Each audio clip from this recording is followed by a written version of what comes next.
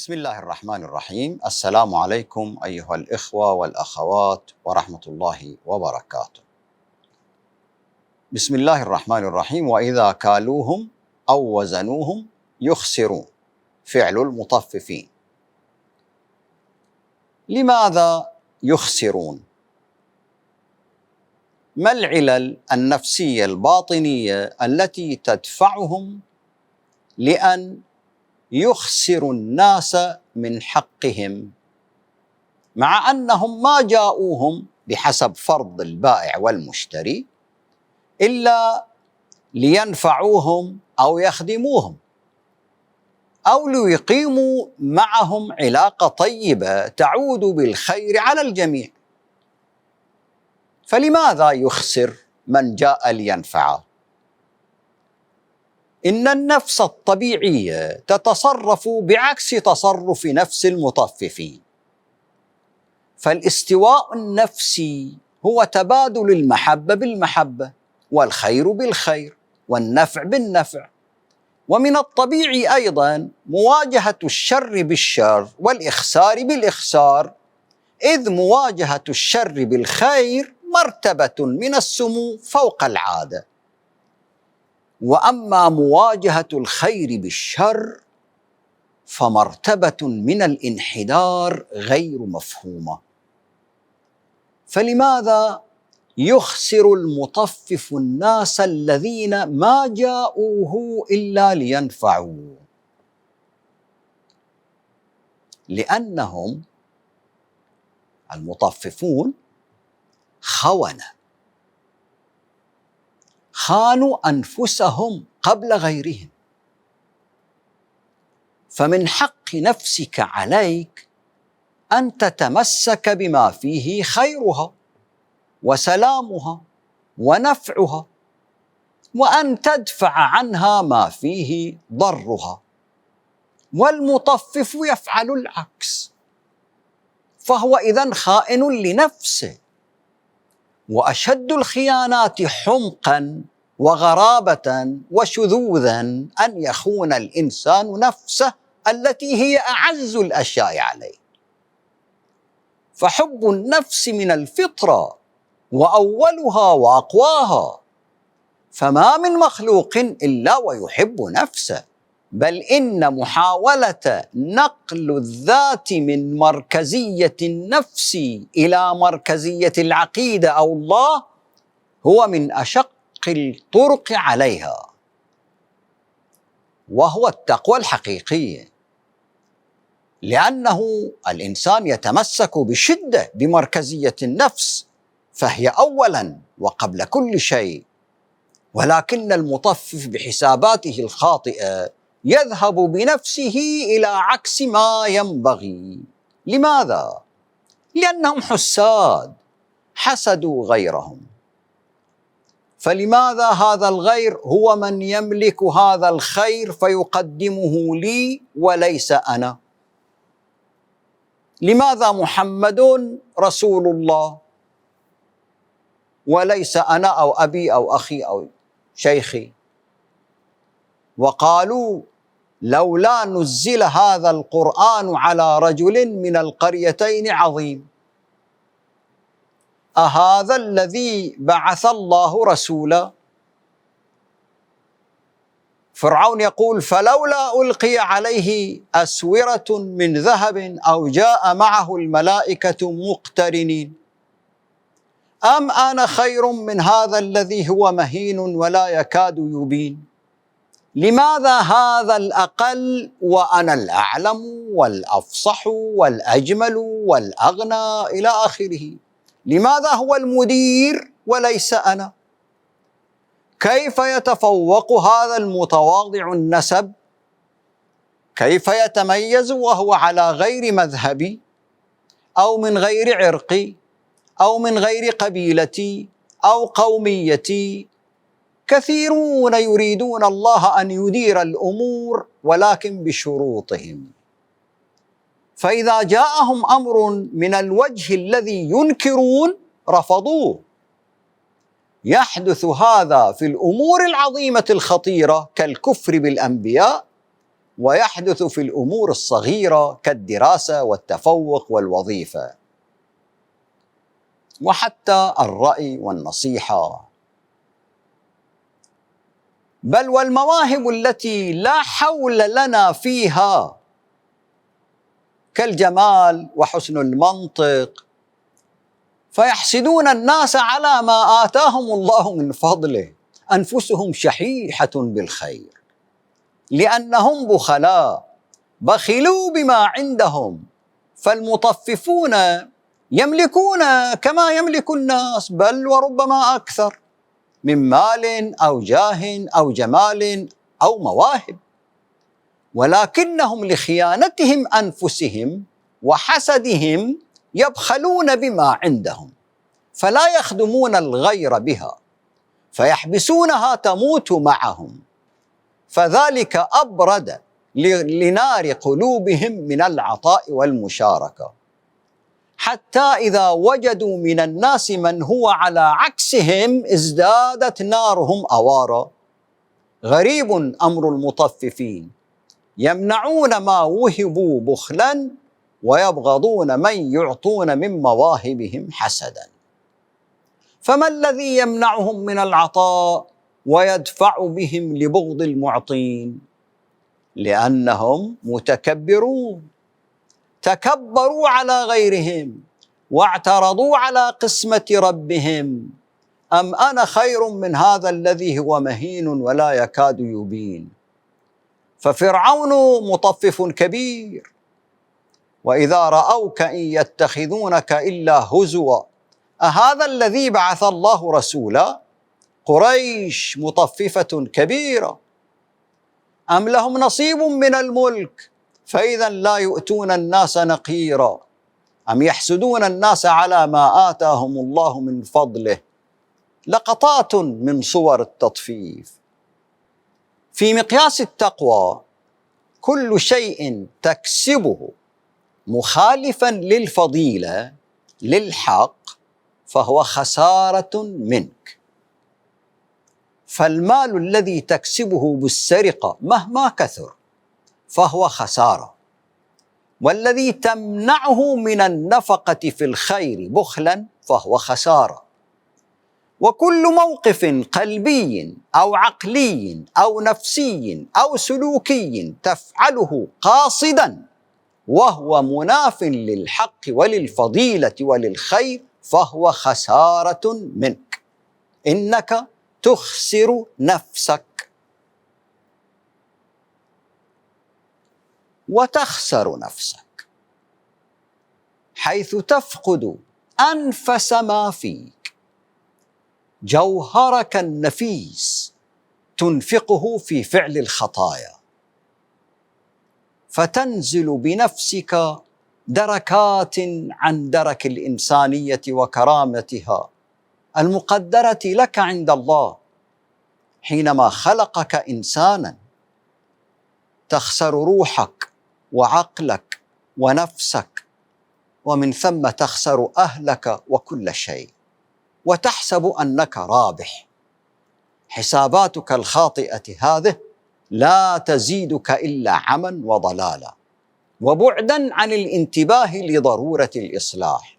فالمطففون يخسرون، ولكنهم في حقيقة الأمر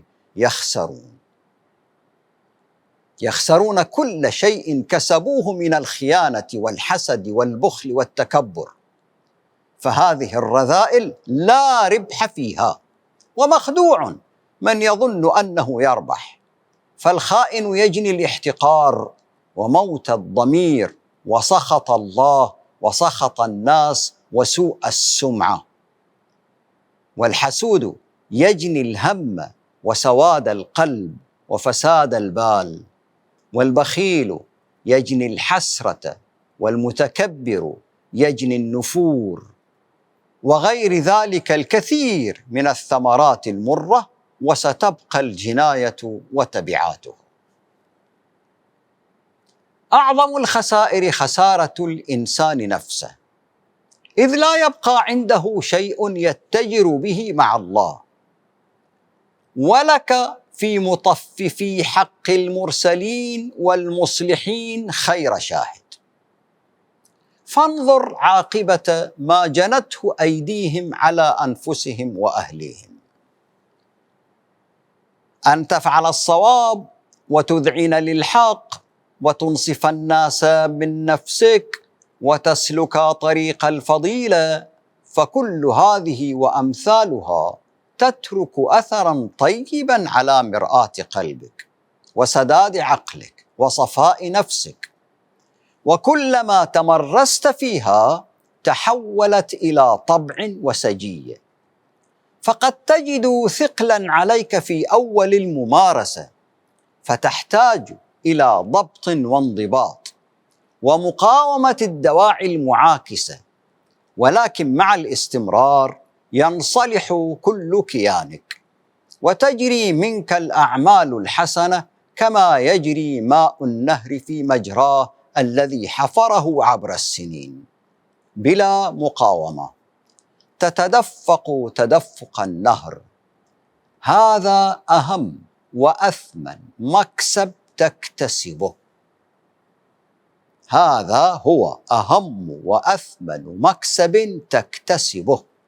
فلسانك يعتاد الصدق حتى كأنك لا تعرف الكذب، وقلبك يعتاد الحب حتى كأنه لا يعرف الكراهية، وعقلك يعتاد التفكير الموضوعي حتى كأنه لا يعرف الميول الذاتية، وإرادتك تتحرر فتشهد بالحق ولو كان على نفسها. وهذه من ثمرات التقوى العظيمة، وحينها يجري الخير على يديك لكل أحد، فنعم الإنسان أنت.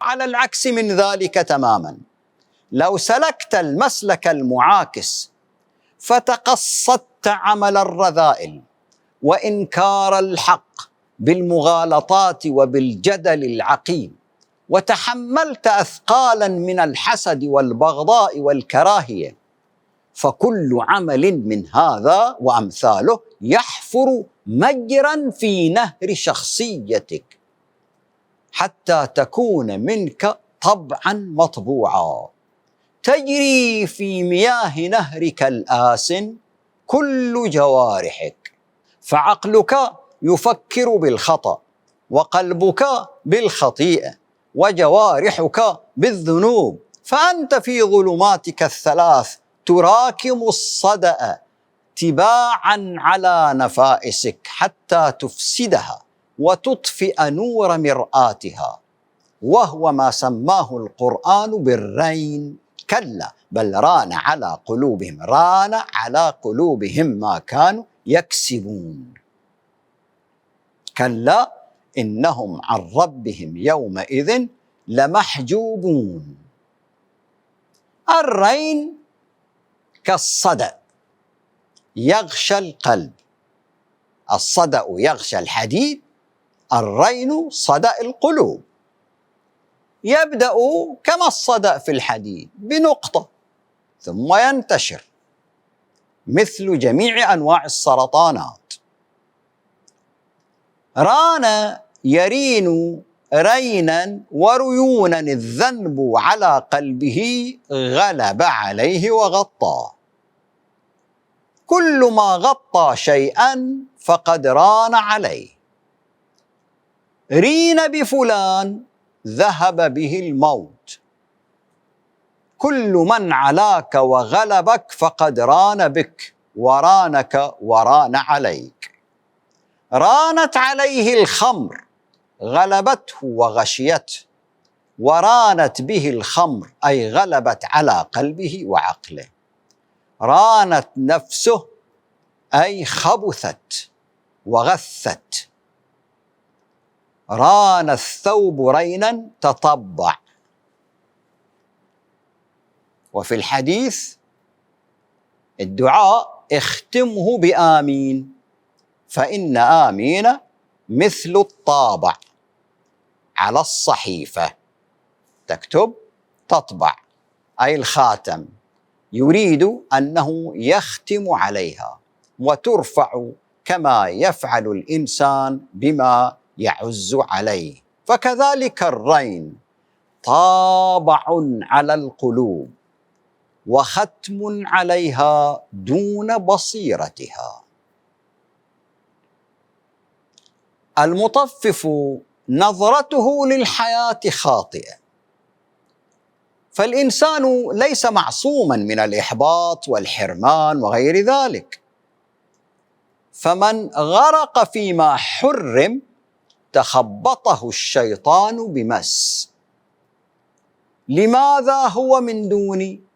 لماذا لست أنا؟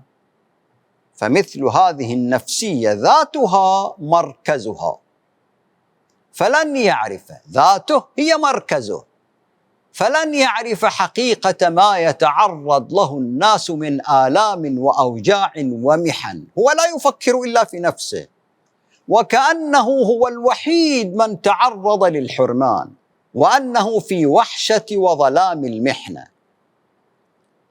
فهناك مئات من الناس لديهم أضعاف ما لديه من الحرمان والمحن ولم يتذمروا، بل كانوا يرجعون ذلك لله، وأنه يمتحن إيمانهم بالصبر والرضا، فيخرجون من محنهم أقوياء أكثر مما كانوا. وفوق هذا إنهم يشكرون الله ويحمدونه على أنهم مبصرون بفضله. فمثل هذا يتفاءل وينظر بإيجابية للحياة وأنها يسر بعد عسر. ولكن المطففين لا يكفون عن التذمر والشكوى والتظلم، لأن إبليس يتخبطهم ويضخم مشاكلهم ويجعل الجميع من حولهم يبدون محظوظين مكرمين وغير ذلك، وغرضهم هو التشكيك في عدالة الرحمن. الشيطان لن يترك ثغرة ممكنة إلا واستخدمها. كان أحد أنبياء بني إسرائيل يشكو ويتذمر من الناس ويدعو الله عليهم، والله سبحانه ينعم عليهم، بينما هو على العكس. وفوق ذلك كان يعتقد أنه هو الوحيد الذي لم يسجد لبعل بينهم،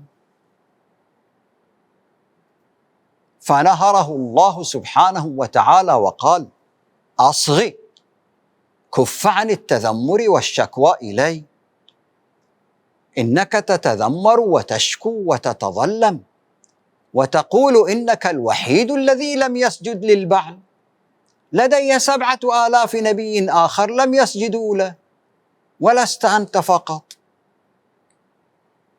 أحيانا قد نتفاجأ حين نرى الناس تختبئ وراء تعبير دمث على الوجه،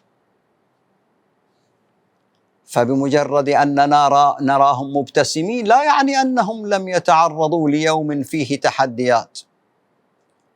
علينا تعلم الابتسام والعطاء وسط الألم، كما نبتسم ونعطي وسط الفرح. حين يطلب منك التفاؤل بدلا من التشاؤم فيقال لك: تفاءل بالخير تجده، فإن تفاؤلك لا يغير طبيعة الحياة وأنها عسر ويسر. فالتفاؤل توقع الإيجابية لا سببها. أنت تتوقع الشيء الإيجابي فتتفائل، ولكن توقعك لا يسبب الإيجابية. فتوقع الأسوأ أن يحدث قد يحدث، وقد يحدث العكس تماما. وتوقع الأفضل أن يحدث قد يحدث، وقد يحدث العكس تماما. فالأسوأ والأفضل يحدثان دائما. فلكل سوء وجه من الحسن لا يلتفت إليه إلا المتفائلون فيتمسكون به،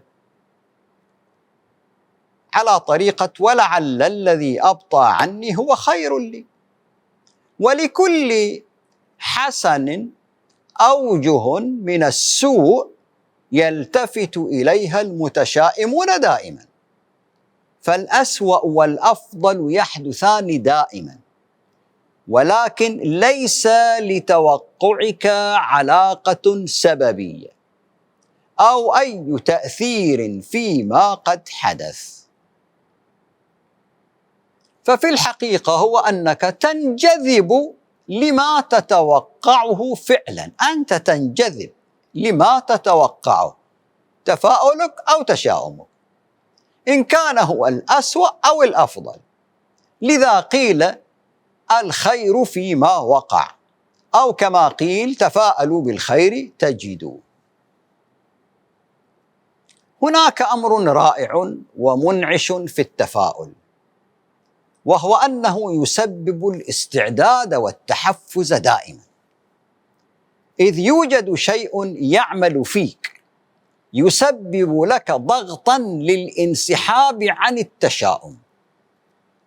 فإن كان يجب أن تختار وقتا مناسبا تنسحب فيه عن التشاؤم لتنال صفاء ذهنك ونقاء روحك، متى؟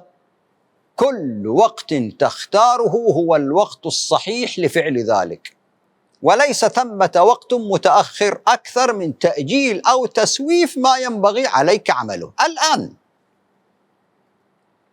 فالمبدأ العملي في ذلك هو أنك كلما سارعت في الانسحاب عن التشاؤم فإنك حتما تزداد قوة تمكنك من الاندفاع للأمام نحو التفاؤل وتكون مستبشرا.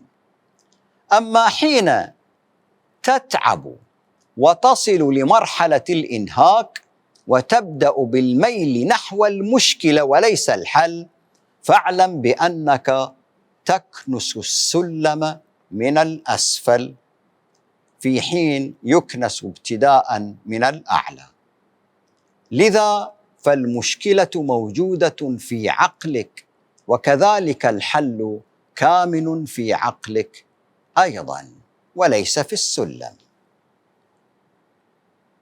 فالإيمان الذي لا يعمل هل هو إيمان حقا؟ لا ينمو الثمر على الساق، فعليك أن تصل للأغصان إن كنت تطلب الثمر. أحيانا لا ترى الحق ما لم تنطلق بالإيمان، ما لم تخرج نفسك من نطاق السجين فلن تكون في نطاق العليين، ما لم تخرج من نطاق الكسل، وما لم ترتفع فوق الآراء، وما بوسعك فعله وما ليس بوسعك أن تفعله، وما لم تدفع من يقف في طريقك ويمنعك. هل تدرك أن المبادئ والقيم التي تحترمها هي التي تزداد في حياتك؟ فإن كنت لا تحترم مبادئك وقيمك فلا تتوقع أن تنتقل بك إلى ما وجدت لأجله. حين تفقد الاحترام لمبادئك وقيمك ستفقد بالضرورة التأثير المباشر وغير المباشر لها. في الحلقة القادمة نتحدث عن أن التقصير الإرادي تطفيف.